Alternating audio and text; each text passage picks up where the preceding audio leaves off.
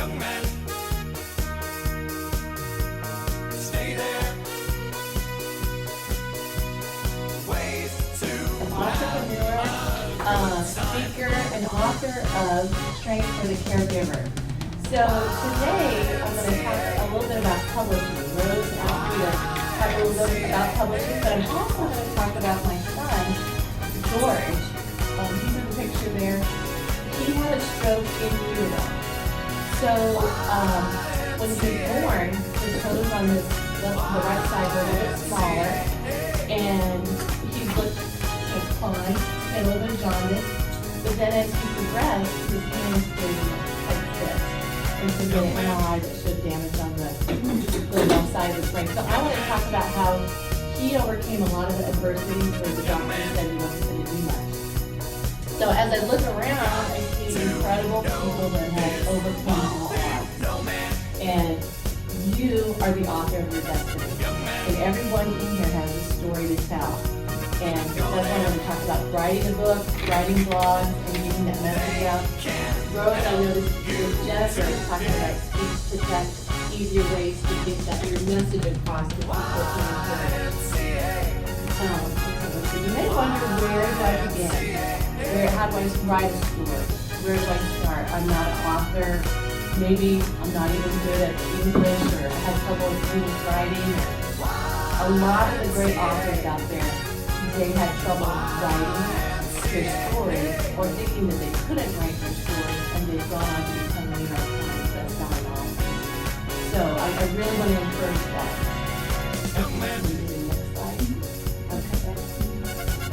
Sometimes our dreams and goals can appear overwhelming. And for me, it's like looking at one of those 5,000-piece puzzles. I don't know if you're any good at that. Oh my goodness. Yeah. Where do you start? It's just like one little piece at a time.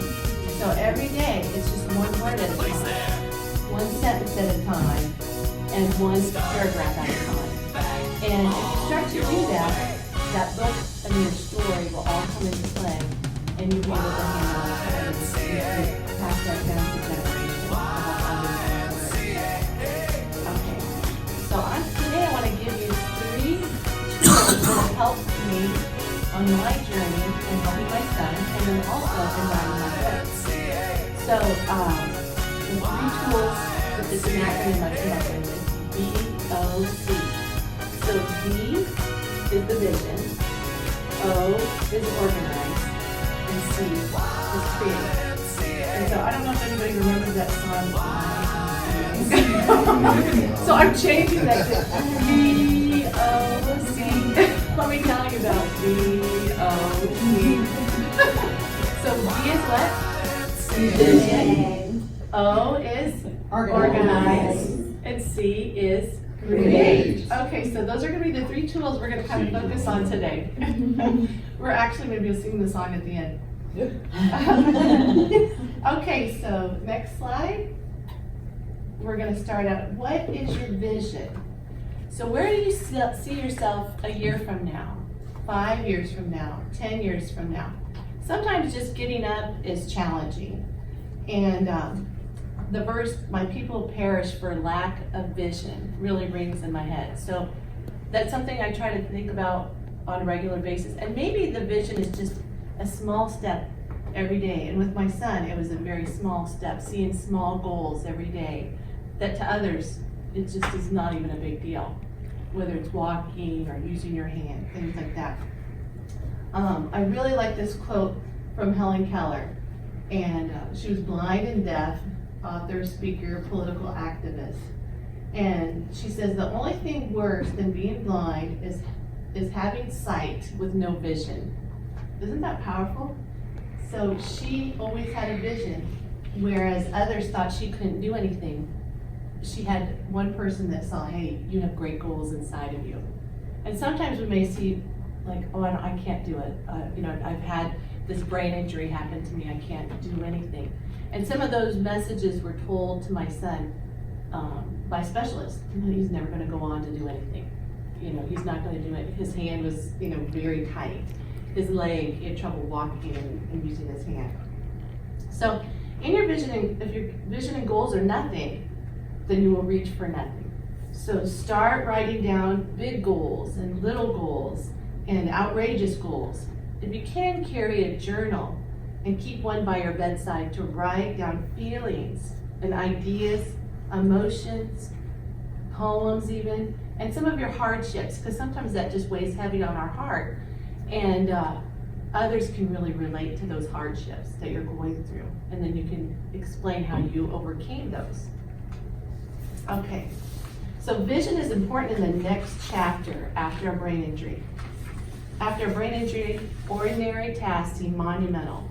You know, we take for granted holding a spoon and walking and talking are difficult. And like I said before, I know because I walked this journey with my son George, who had a brain injury in utero. So keep that clear vision in moving forward, and when life beats you down, it's easy for our vision to become cloudy and to be, negative or even, depressed sometimes, and that's normal. So our vision can be like navigating a road on a foggy morning, or like scuba diving in the murky swamps of the Aphasia Basin. Our eyes cannot see what's ahead of us. So don't let others navigate your vision. Look to the real power. God tells us you can do all things through Christ who strengthens you. So write this on your mirror, keep it on your desk, and remind yourself over and over that I can do all things. And it's not one thing, it's not two things, it's all things. And that was the mantra and actually a song that I sang every day to my son George, because it didn't seem like he could do anything at the time. I mean, really, it couldn't roll over. He couldn't even crawl. He did like a commando crawl, and it would drag his legs behind. And the doctors were like, we're sorry. We had the occupational therapist and the physical therapist and the speech therapist. So the vision that the doctors had for George was not the vision that God had for him, or that we wanted for him also. So keep saying that I can do all things. So together, let's say that. I can do all things. And a little louder, I didn't hear everybody. I can do all things. So try to say that every day when you're getting frustrated or discouraged or sad. Say, no, I can do all things. Okay. So the next slide, ooh, who's that? Hello. So our vision. There's some strangers up there. No, our vision can involve creating new businesses like Rose, Tom, and Monica. I mean, impressive what they did with the next chapter in their life. They didn't let a stroke stop them. They began organizing and helping many people locally and nationwide. And Rose and Tom and Monica and everybody here, you're writing a new chapter in your life. You are the author of your destiny. So the next slide. Vision, here's vision still. So as I mentioned before, when our son George was born at 6 months old, the specialist ordered an MRI. Oh, you don't want to know. Cece's grown up a little bit. Yeah. So there was damage, it showed, on the left side of his brain, and so the whole right side was damaged from that left side injury. They don't know how it happened or why it happened. I had a wonderful pregnancy, felt good, but the doctors really didn't give us any hope. One doctor told us that he would never play ball, he would never play the piano or do much of anything. Now, I respect all doctors, and scientifically, I'm sure these doctors were correct. However, we did not want that vision for George. We wanted to line up God's vision for little baby George. And I have to admit that keeping that vision in front was difficult on a lot of days when we didn't see him progress, when we didn't see him even want to walk, when he wasn't crawling like other babies. So one thing also encourages not to compare yourself to anyone else. Just keep striving for those little things ahead, holding the spoon or hold whatever it is, to hold or to make one step. That is a monumental effort. So again, remember, you can do all things. So yeah, all of those things that most parents took for granted, crawling, playing with toys in the basement, those were monumental steps for George. But we kept telling him over and over, you can do all things. So keeping my vision of a strong, successful son was important on his journey. The same vision was important when writing my book. I needed to keep my vision clear. I visualized the finish line. I created a vision board. I don't know if anybody has a vision board. Anyone? Have you heard about vision? Vision boards are really powerful. So maybe have a picture of what you want to accomplish, what you want to do on that vision board, and look at it every day. It could be on one of those cork boards, and you can pin it up there. Some people have it on their computer, and they see it every day, what they want to try and accomplish. So I would look at visions of success for my son George. I would look at authors when I was writing my book, and I would study authors. And I would study authors that had no writing skills and learn to overcome those challenges and the fear of succeeding. So you can overcome that fear of reaching your goals and taking that next step. So I want you to focus on not being afraid as you move ahead in that next chapter in your life. Okay, so the second tool, organize. Okay, so sometimes my closet looks like that, huh? So on the VOC, here's our organize. So organize your workspace. I know that kind of sounds boring, organizing, but it takes a lot of time when I can't find, a pen that I need or some notes that I have. So filing and within accordion files or on your computer, keeping notes within the computer of quotes that you like or stories or even notes from your journal that you want to include is very important. I found a statistic that businesses lose billions of dollars due to disorganization of their workers. So it's really important to keep your area clean and orderly, and it makes you just want to get up and kind of do something, for me personally. And I even like to have flowers around or some nice soft music. It's been shown that music can calm the brain. It can actually enhance dendrites in the brain. So while I was writing my book, I would keep on classical music or jazz music. And while I was helping George and my children at home, I keep, Bach or Beethoven, Mozart, just something really soft in the background while I would train it, and it would calm them down, and it would also calm me down. There's a neuroscientist, Dr. Caroline Leaf.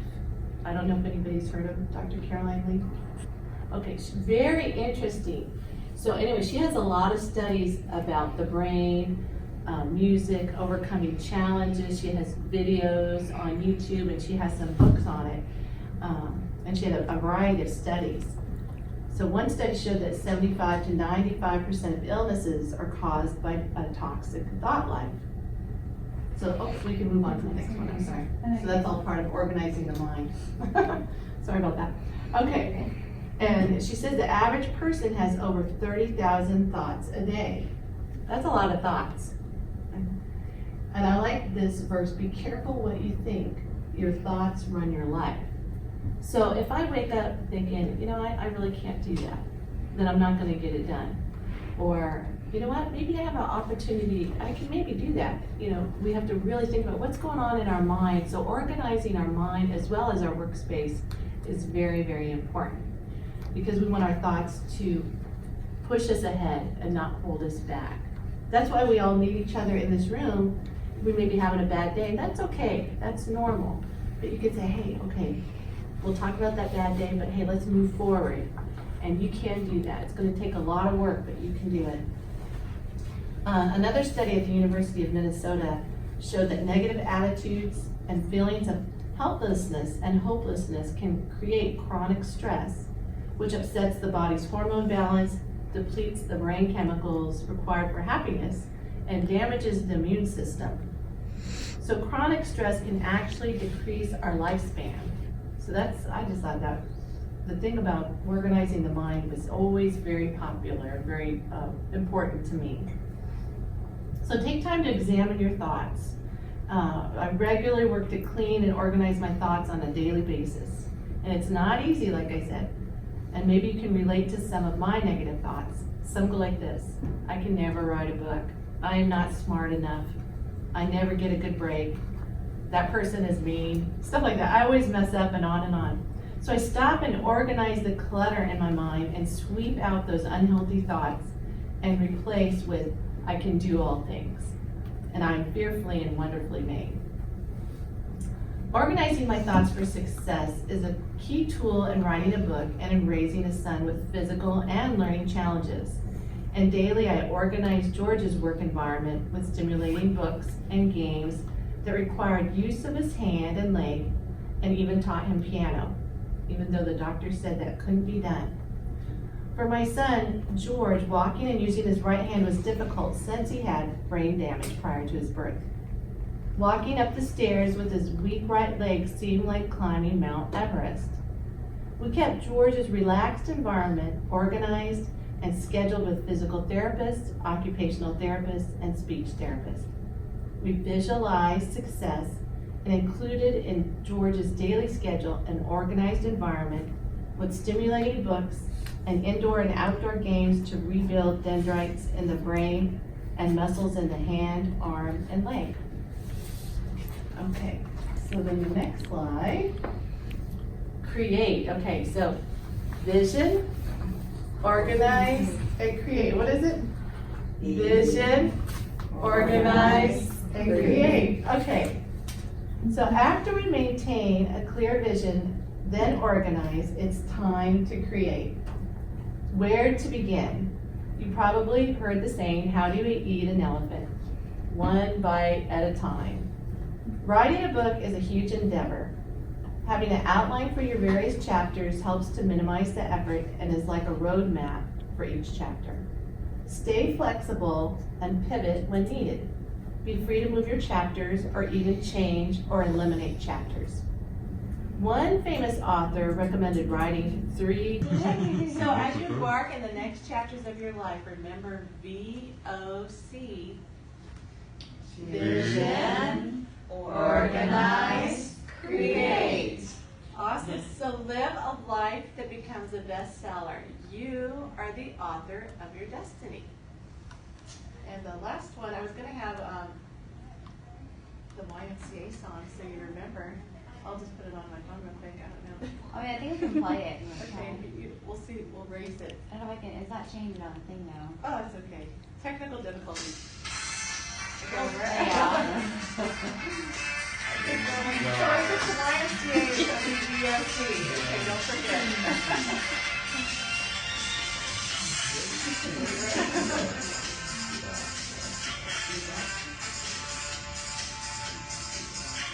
Oh. What's that for her?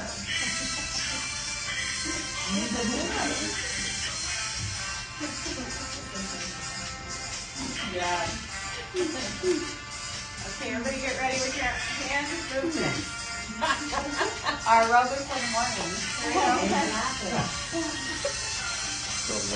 Okay, all right. B-O-C.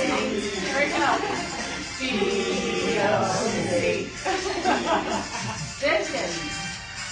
Organize.